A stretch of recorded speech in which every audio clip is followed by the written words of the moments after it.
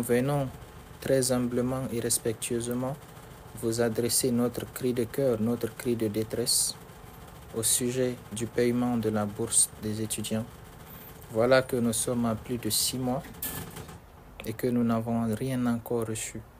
Nous aimerons vraiment nous faire entendre de la manière la plus respectueuse afin que notre cri de cœur puisse arriver aux autorités afin qu'ils puissent nous rétablir dans notre droit. Montrer mon université parce que présentement je suis en classe. À travers cette vidéo, nous lançons l'appel au président de la République et les membres du gouvernement de voir notre situation. Depuis plus de 6 mois, nous vivons dans ce climat qui n'est pas facile du tout, mais nous espérons avoir les bons retours. On vous remercie. Pour finir, je finirai par dire que la dignité, c'est l'harmonie entre le dire et le faire. Nous tâcherons d'être dignes et nous espérons que vous comprenez. Avant même de recevoir leur bourse, ils prennent des dettes très énormes. Certains sont obligés d'appeler les parents au pays avec la situation qu'on connaît tous au pays. Obligeant les parents à prendre des dettes et les envoyer.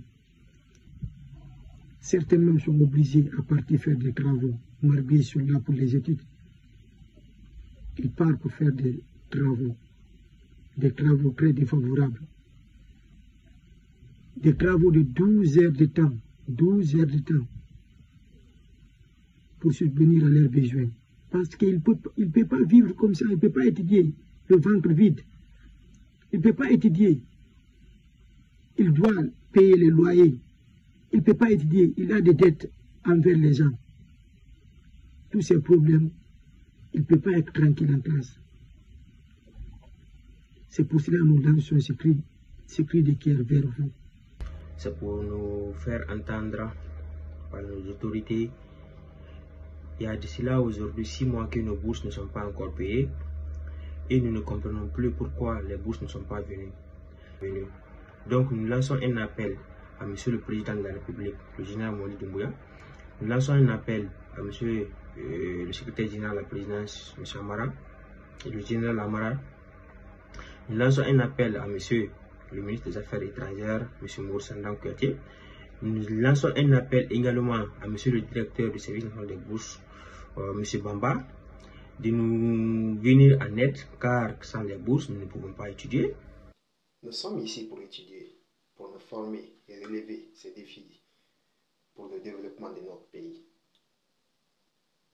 Mais comment nous sommes censés nous former si nous sommes là à survivre, si nous sommes là constamment à penser qu'est-ce qu'on va se mettre sous la dent le lendemain?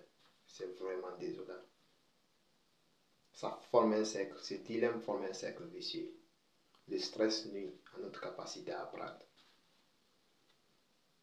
Nous lançons un cri de cœur et nous demandons amplement la main sur le cœur aux membres du gouvernement, au service national d'impôts extérieurs, de nous rétablir sous nos droits à temps.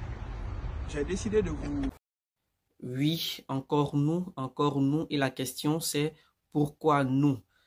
Voilà, l'an passé, nous étions à 11 mois de retard de bourse d'entretien. Et qui dit 11 mois de retard de bourse d'entretien qu'on appelle pécule, dit 11 mois de faim, de galère, de misère, surtout loin de nos parents, c'est compliqué. Nous n'avons que eux pour nous soutenir.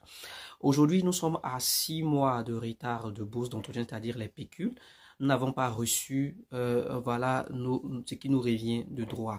Voilà pourquoi nous passons par cette voie médiatique pour faire appel aux autorités compétentes afin qu'ils nous viennent vraiment en aide. Sinon c'est grave.